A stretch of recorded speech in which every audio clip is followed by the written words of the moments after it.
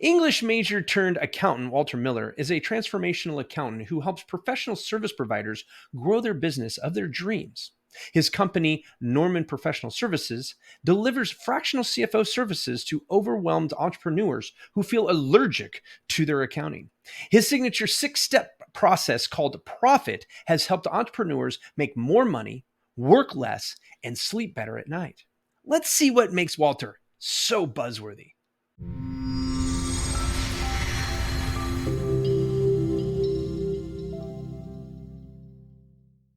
Welcome to the show, Walter. How are you doing today? I'm doing great.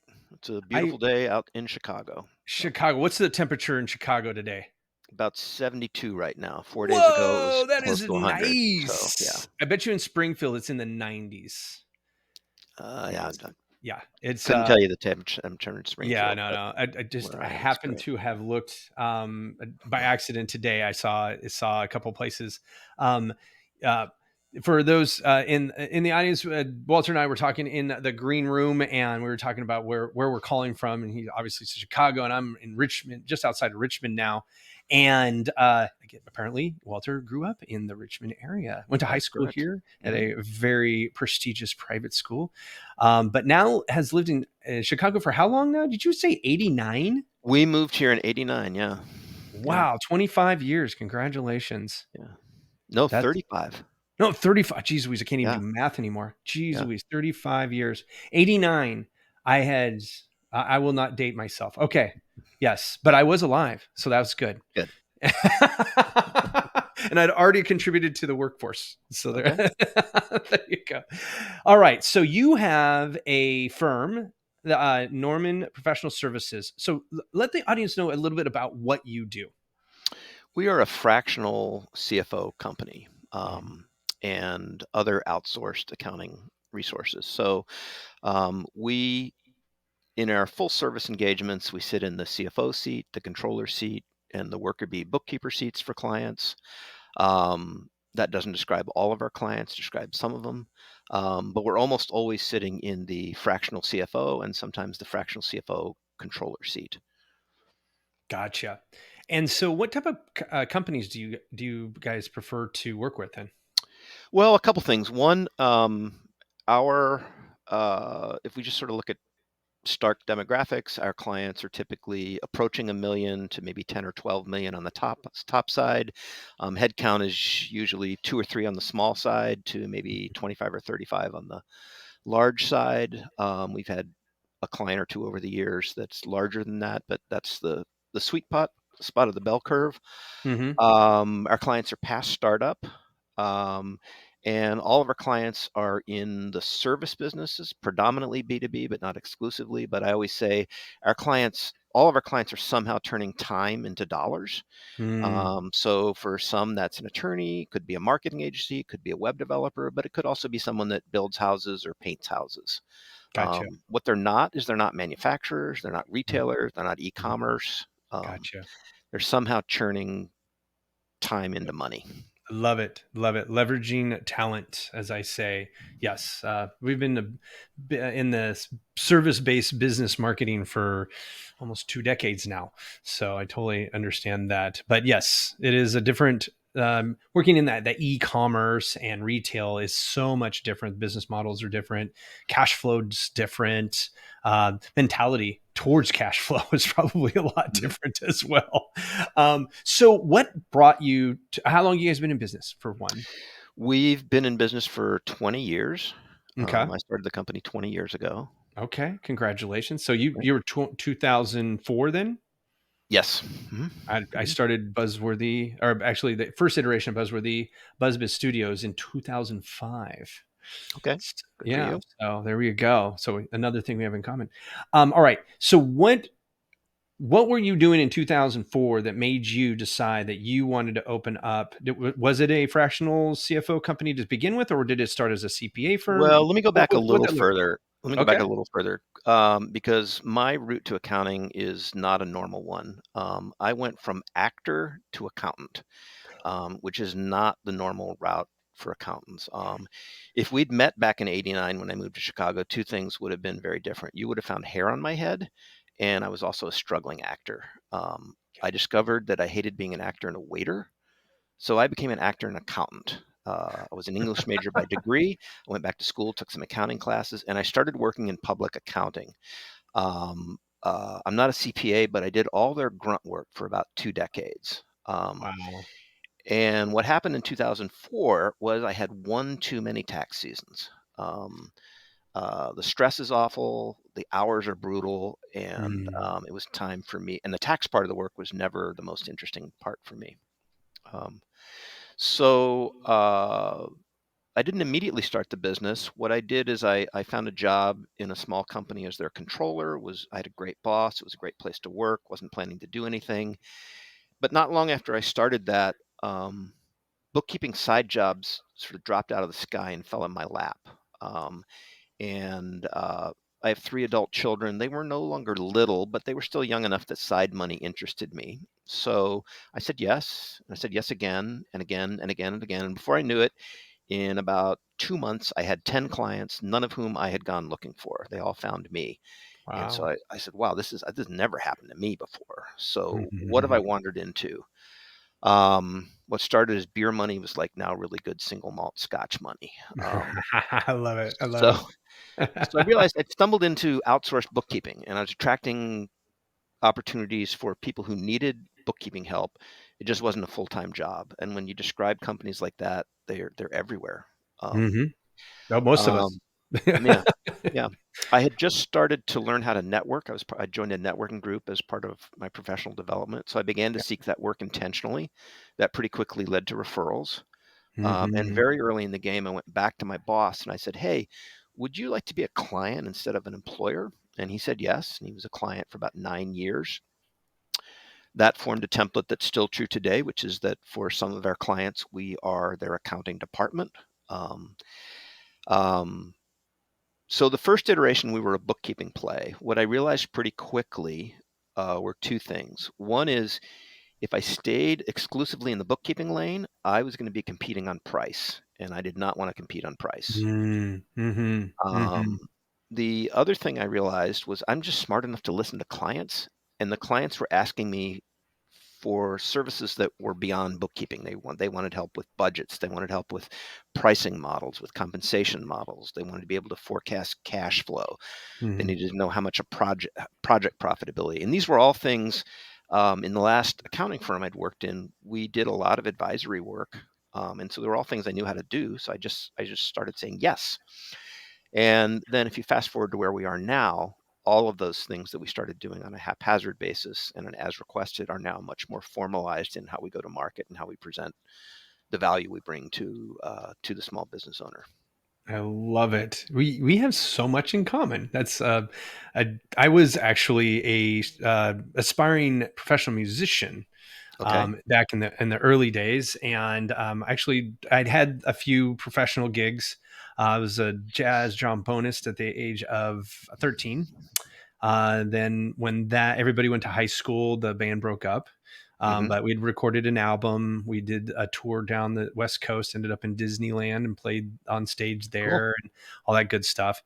Picked up the guitar, get into rock and roll, did all that stuff. Hmm. And so I thought I was gonna become a rock star. But yeah, I always had work. I was always working. And Hmm. but I was also the guy who paid for all the gear because I always had the best jobs.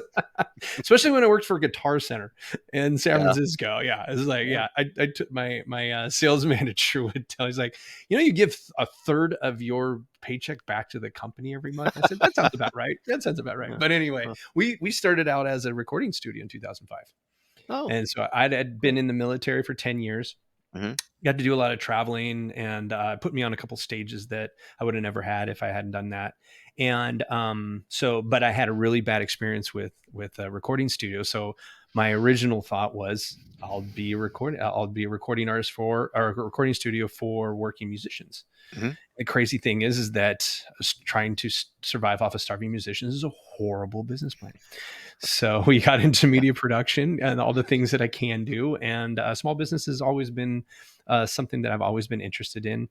I was always fascinated by the whole concept of it. My grandfather was a merchant and a restaurateur. I come from a long line of merchants and restaurateurs overseas in Cuba and Sicily and Poland and stuff like that from my background.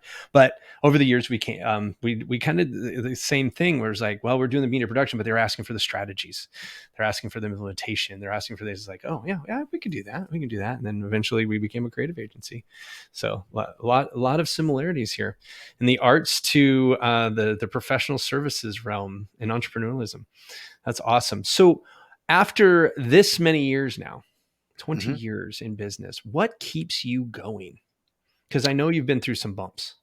Well, if I relate it to my theater career, when I would bump into people I used to do theater with, they were really surprised at what I was doing, and I said, "Well, here's the deal. This running a business, it's more creative than any play I was ever part of. It's more, I just find it, and uh, I don't come from a family of entrepreneurs. I come from a family of doctors and nurses, so I had nobody in my family to point to as a role model. So I felt like I stumbled into it, and I Mhm. loved it. I was fascinated by the all the activities of running a business, Mm, and that's what keeps me going.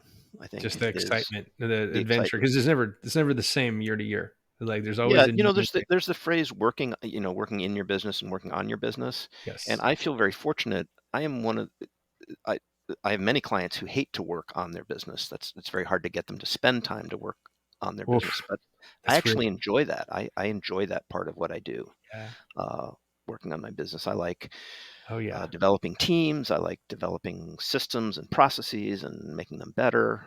Yes. Yes, I love all of that right there. What would you say, let's rewind when you were starting to add services, because it's like something that a lot of folks, they struggle with, right? They hmm can't, they go into business with one thing in the service arena, so specifically, where we come in and we do one thing really well, right? And but then people know we can do more than that, and so they start hmm asking.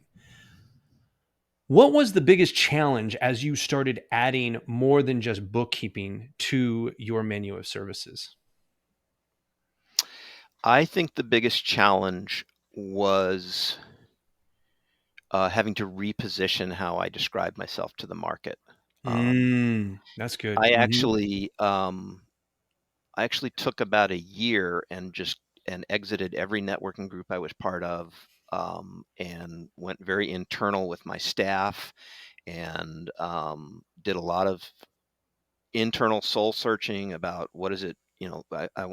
It's not that we're never going to do bookkeeping again, but we need to sort of uh, change our DNA. We need to Mm. think differently, and we need to. And when that period was over, I re-entered the market, joined new networking groups, and was no longer describing myself as a bookkeeper. Was describing myself as a fractional CFO, Nice. and so that mindset, that bookkeeper DNA. I have some Uh-huh. staff members who've been with me for 14, 15 years. That Uh-huh. what I call bookkeeper DNA still emerges every now and then. And I have to Uh-huh. remind those staff members, wait, remember, we're not a bookkeeping firm anymore. We're an advisory firm. Yeah, I love that. Yes, that's good. Yes, I mean there's so many businesses out there. The three main crises in marketing for services businesses is visibility, identity, and focus. Right.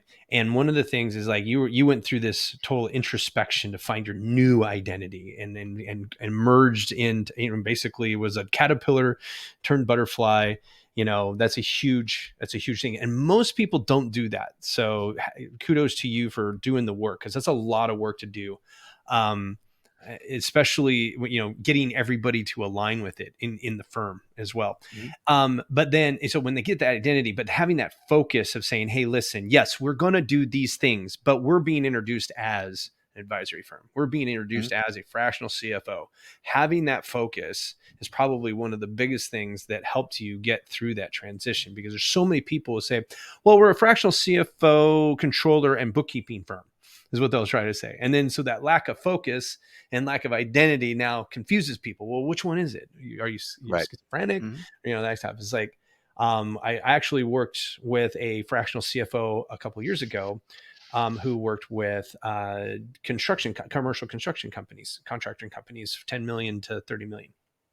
And when he came to me, he on his website he had marketing, and he had I think he had bookkeeping on there, but he had like administrative services and like four different pillars that he called them the four pillars of his services. And I'm like, Mhm. so what marketing background do you have? He's, oh, no, I don't. I just, there's this network that I can just hire people and do it for me. And I was like, so what about this admin thing? He's, oh yeah, I got this other thing. And he was thinking entrepreneurialism. I mean, I get where people get there, but it's like people are gonna go. They're not gonna care what you do until they know that you can help them with one very specific thing, Mhm. that one pain point. Be very, what is it? Look for a specific group with a specific problem.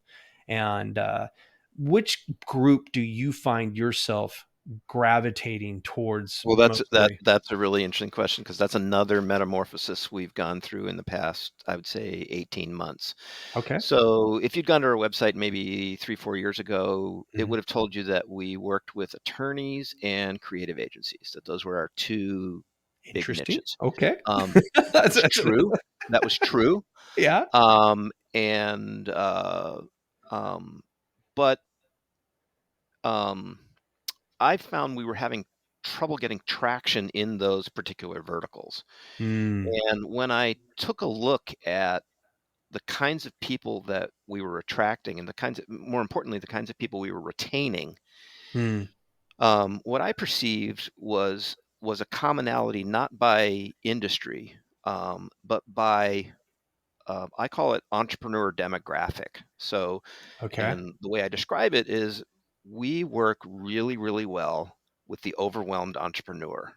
And when I say the overwhelmed entrepreneur, what I'm describing are people who are, they're typically super smart, super hardworking, really good at what they do. They reply to email, they answer the phone, they show up to meetings nicely dressed and on time. Because they do great work, they behave professionally.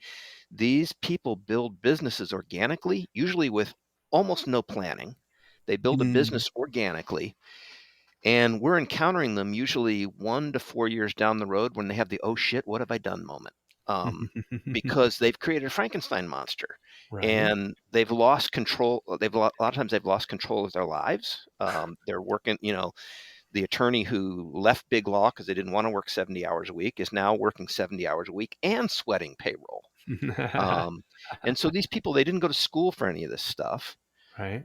I call their businesses teenagers. I say, listen, here's the Mm, problem. Your business is a teenager right now. And what mm, I mean by that is, like a teenager, some parts of your business are very mature.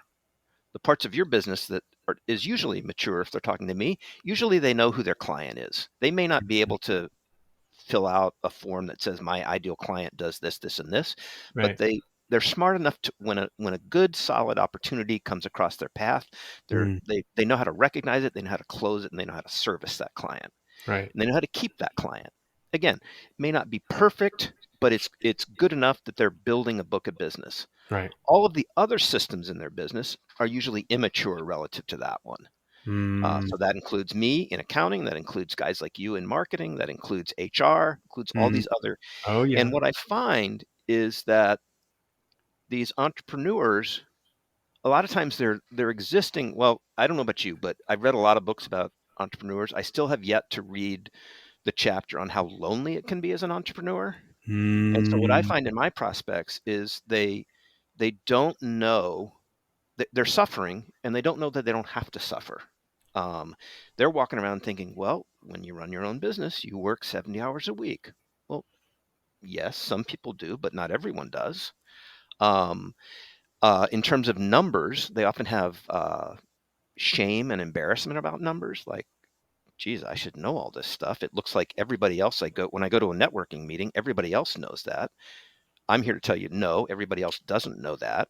Um, that's a piece that you're isolated. So I, we uh, we bring a friendliness to and an approachability to financial literacy, um, so that these business owners, uh, we teach them enough business so they can. Usually, two things happen.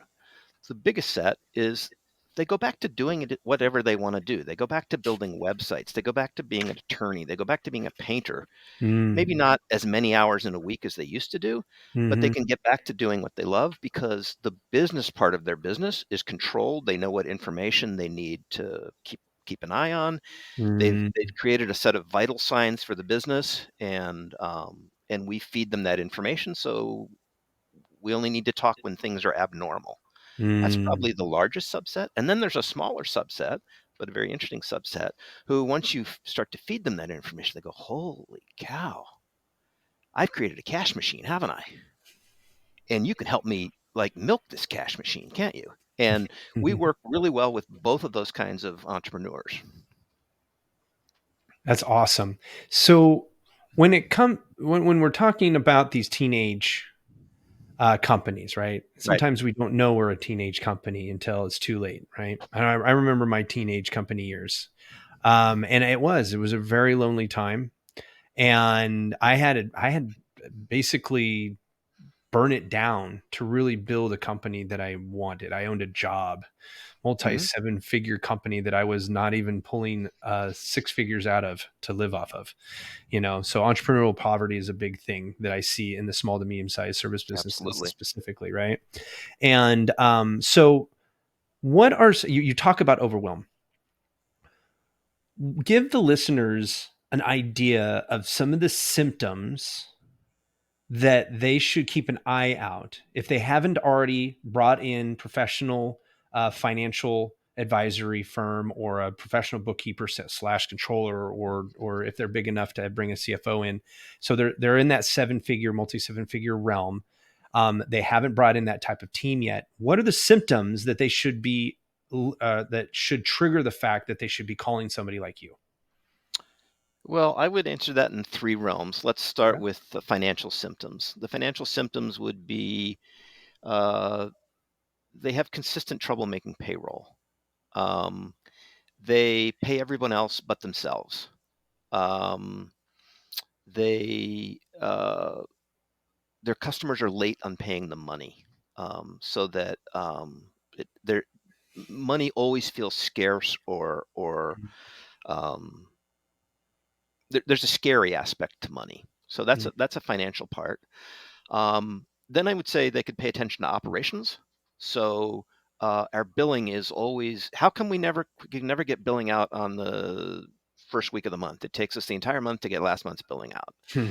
How come our clients, it takes them 75 days to pay us instead of the 30 that we ask for?